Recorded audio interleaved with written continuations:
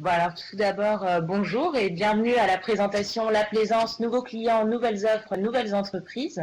Donc je me présente, Eva Davis, je suis actuellement en dernière année de master au sein de Montpellier Business School et je travaille en parallèle au sein de l'agence Innovellaire.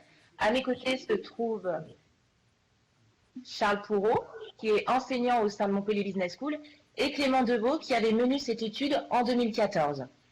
Donc, l'agence Innovellaire travaille depuis plusieurs années avec la Fédération des industries nautiques et la région Languedoc-Roussillon sur diverses problématiques nautiques. Et en 2014, nous avons réalisé une étude sur les nouveaux modes de consommation et leur impact sur le nautisme. Donc, je vous propose de visionner une vidéo qui retrace les principaux messages de cette étude. Donc, dans la continuité de ce film qui avait été réalisé, sauf erreur de ma part, l'année dernière, vous avez continué à travailler en effet sur cette évolution de la plaisance. Qu'en est-il? Vous avez quelques minutes à passer avec nous. J'espère que vous pourrez rester avec nous d'ailleurs cet après-midi pour continuer la table ronde qui recevoir des invités ici.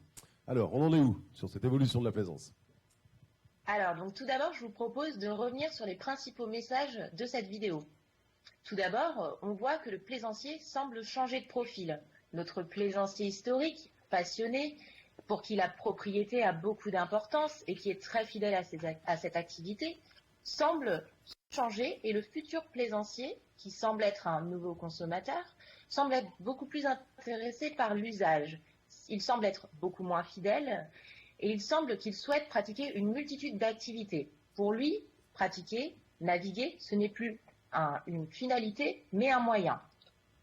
Donc, comme je vous le disais, ce futur plaisancier, ce nouveau consommateur, il semble qu'il n'ait plus vraiment d'intérêt pour la propriété. C'est un utilisateur. Il ne souhaite pas posséder le bien qu'il utilise.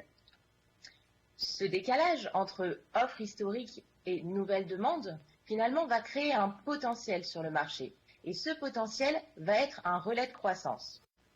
Alors, on a présenté cette étude devant des professionnels en 2014.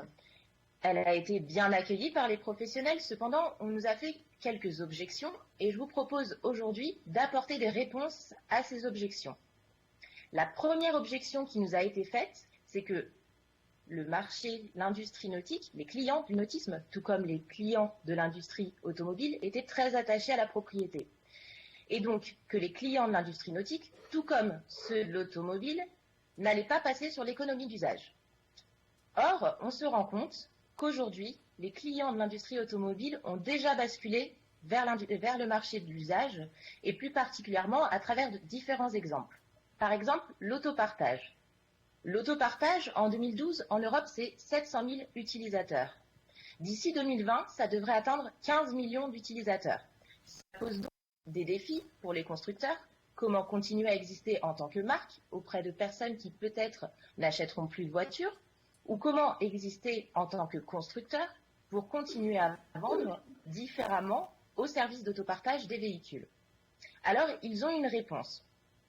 Les constructeurs que vous voyez là, BMW, Opel, Daimler, Ford, Audi, Nissan, PSA et d'autres, ont décidé de lancer leur propre service d'autopartage. Donc, voilà la première réponse que l'on peut apporter. Maintenant, je vais revenir sur une autre objection que l'on nous a faite. Le modèle du boat club que l'on vous présente dans cette vidéo, fortement, même totalement basé sur l'usage et le partage, est pour certains un modèle qui ne fonctionnera qu'en Amérique du Nord, qu'aux États-Unis. Et c'est un modèle pour certains qui ne peut pas être exporté. Or, aujourd'hui, en 2015, on se rend compte que des modèles qui ressemblent au boat club se sont exportés à travers le monde et même en Europe. Ces modèles prennent plusieurs formes. Soit ils sont uniquement basés sur l'usage, comme le boat club, soit ils intègrent partage et propriété. C'est le cas de la copropriété gérée. Alors la copropriété gérée, ça se décline en copropriété unique, où l'on possède une part d'un bateau, et en copropriété de flotte, où l'on possède une part dans une flotte. La flotte peut être répartie dans plusieurs ports ou dans un port unique, et elle peut être composée de bateaux identiques ou différents.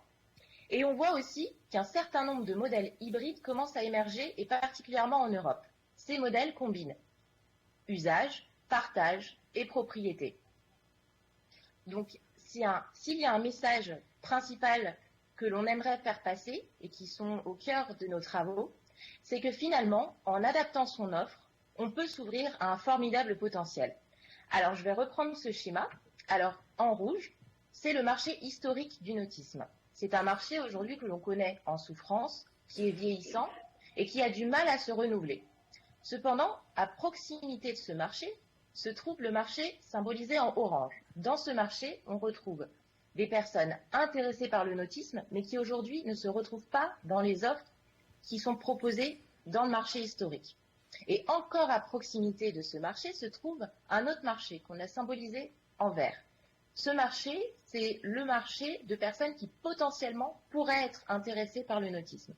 Et on se rend compte que ces deux marchés sont bien plus conséquents que le marché historique. Ce sont donc des potentiels relais de croissance très.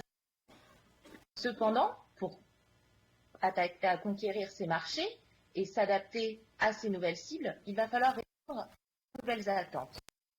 Il va falloir intégrer l'usage, la possibilité de pratiquer une multitude d'activités. Alors, voilà pour les principales conclusions de notre étude en 2015. Donc, tout d'abord, je tiens à vous remercier de nous avoir proposé de participer à ces entretiens du nautisme et je vous propose de poser des questions et de revenir sur des éléments particuliers qui vous intéressent. Alors, je ne sais pas s'il y a des questions directes du public ou si c'est peut-être l'occasion d'inviter maintenant, et on peut les applaudir en effet. Bravo Eva.